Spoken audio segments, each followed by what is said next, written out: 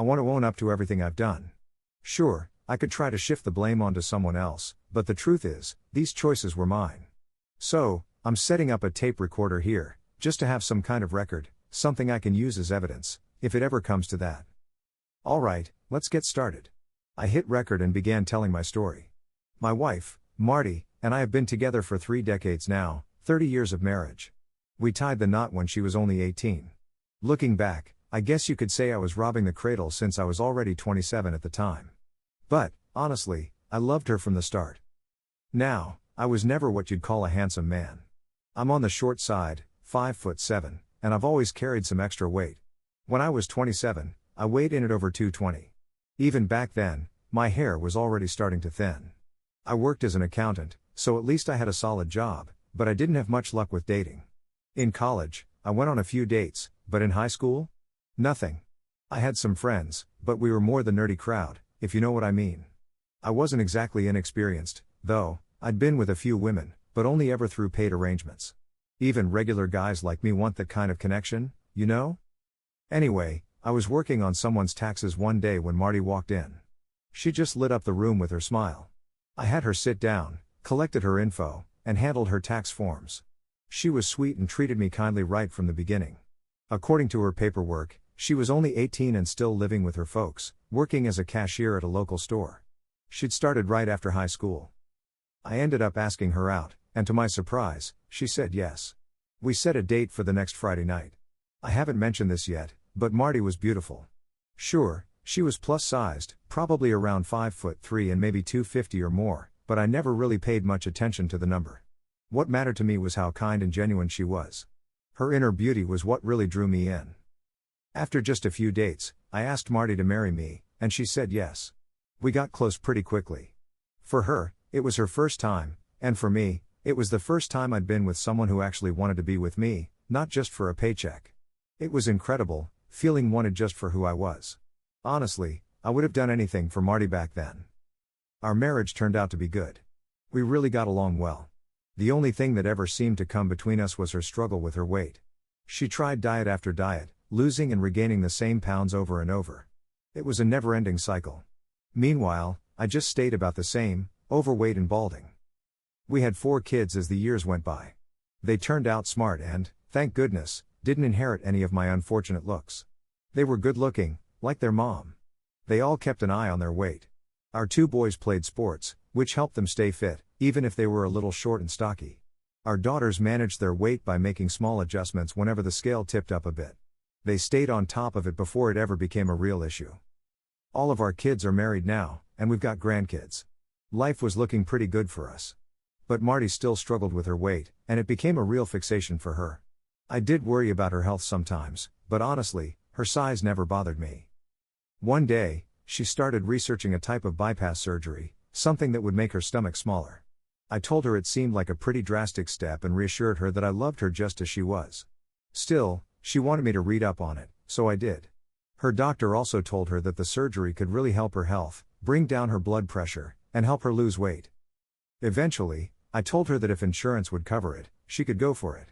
She filled out the paperwork and qualified. I went to all the appointments and meetings with her. They really made sure you understood what you were getting into and what a big life change it would be. I stayed by her side the whole way through. She ended up spending 8 days in the hospital after her surgery. When she came home, there were a lot of new rules, no heavy lifting and a strict diet that lasted months. She could only eat tiny portions, several times a day. I made sure to support her every step. Over time, she lost more than 125 pounds. She looked amazing in clothes, but, naturally, she had some loose skin underneath. Insurance covered a tummy tuck, and we paid for a couple of other procedures to help remove excess skin. All told, it took around 8 months for her to heal from everything. During that time, our physical relationship basically stopped. She was still recovering and didn't really feel up for much. She did try to please me a few times in other ways, but I could tell it wasn't her favorite thing. She said it wouldn't be long until she was healed and I could enjoy her new self. I just went back to taking care of things myself, like I had before we got married. That takes us up to last year. Marty was looking and feeling great. People complimented her everywhere we went, and I was so proud of what she'd accomplished. She'd been through a lot, those surgeries weren't easy, but she'd made it through and achieved her goal. Now, She just needed to keep up her healthy habits, and she did. I don't know if it's right to say, but her new appearance even helped her get a promotion at work. She became a department manager. Her 49th birthday was coming up, but she easily could have passed for 35. Folks would sometimes mistake her for my daughter, not my wife, which was funny, considering I was pushing 58. With the promotion, Marty had to start working a lot more hours. I got it, but I didn't love the idea. We still had an intimate life, but not as much as I'd hoped, and honestly, it wasn't as good as I remembered from before she lost the weight. Some things we used to enjoy together weren't possible anymore.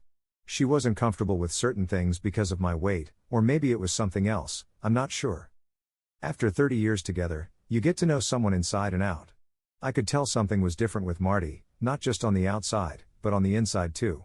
It felt like she was looking at me with new eyes.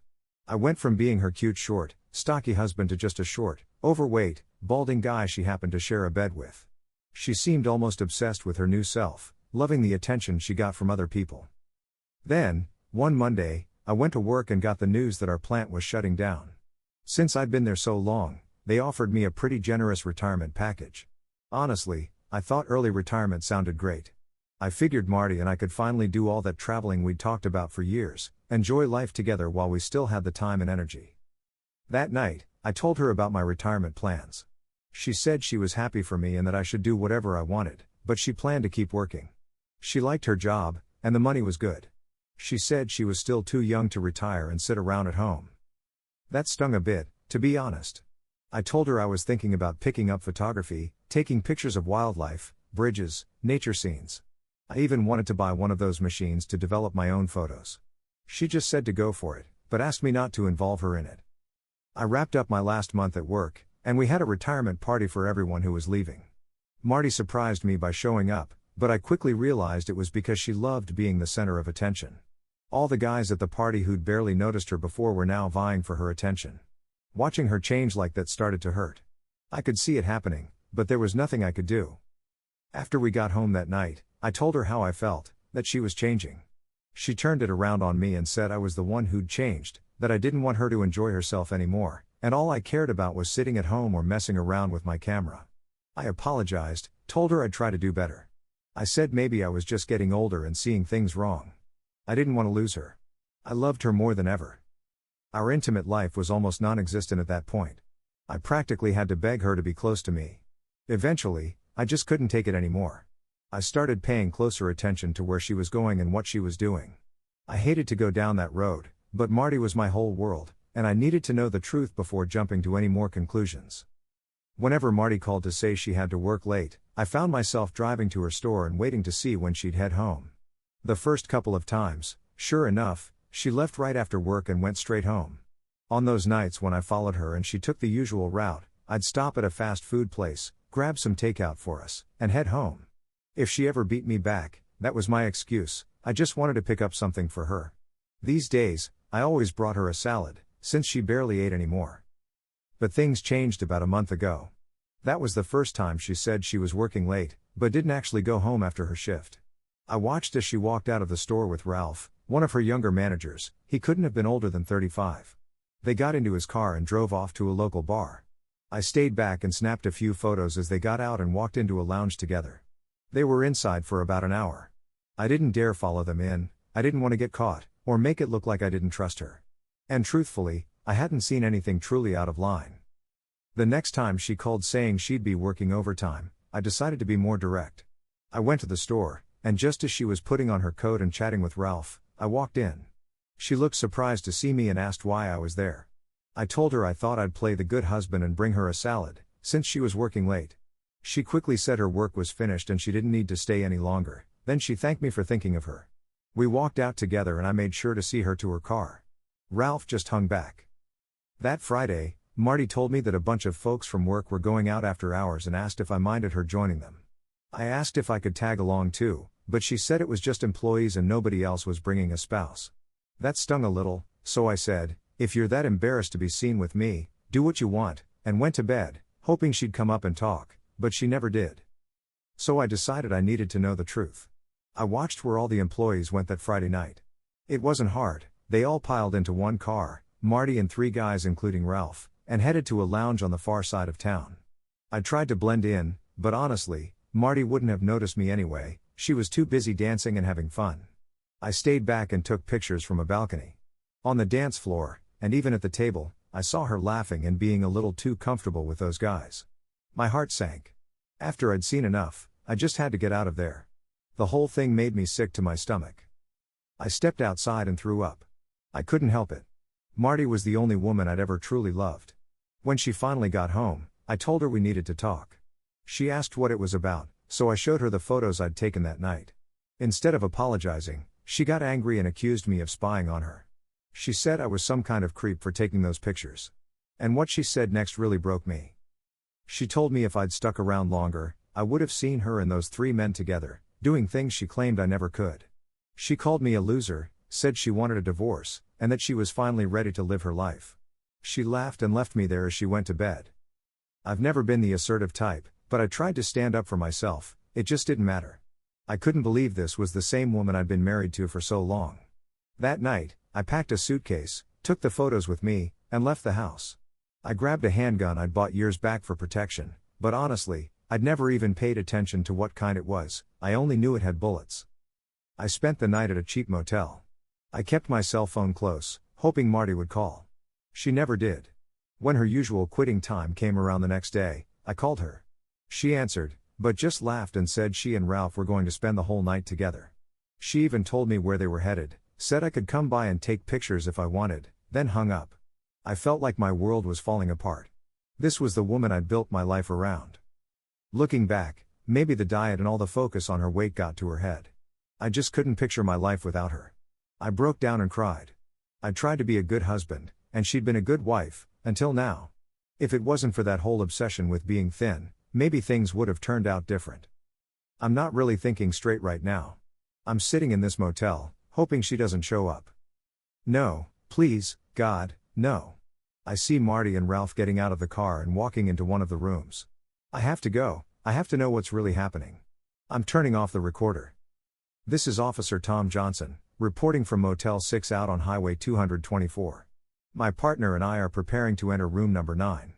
The manager said he heard gunshots. I'm requesting backup, I've got my weapon drawn and we're ready to go in. Please respond. This is Sergeant Williams. Go ahead and enter, Tom. Please be careful. I'm arriving in the parking lot now for support. Oh my God. Oh my God, Officer Johnson breathed as he walked out of the room for a moment of fresh air. This is Officer Johnson again. My partner and I just entered room 9. I can barely believe what we've found. Are you all right? Sergeant Williams asked as the officers stepped back outside. Yes sir, I'm all right. I've just never seen a crime scene like this before, Tom replied, steadying himself. Tell me what you saw in there, the sergeant said. There are 3 deceased, sir. It looks like a double homicide and a suicide. We found a man and a woman on the bed. The man was, still with the woman. There were several photos in the room, pictures of the couple together. There were also some shots of the same woman at a lounge with 3 men. They weren't doing anything illegal, just seemed pretty cozy. The third person appears to be the woman's husband. Our best guess? He took the photos, then lost control, shot the 2 of them, and then himself. Sergeant, we found a tape recorder in the car parked across from the room. There are some more pictures of the woman at the lounge as well. Maybe the recording will clear up what happened here. Officer Johnson shook his head. What I don't get is how a short, older guy like that was married to a woman who looked so young and attractive. Sergeant Williams put a hand on his shoulder. Son, there are all kinds of folks in this world, and we're never going to understand all of them. Maybe that tape will give us some answers.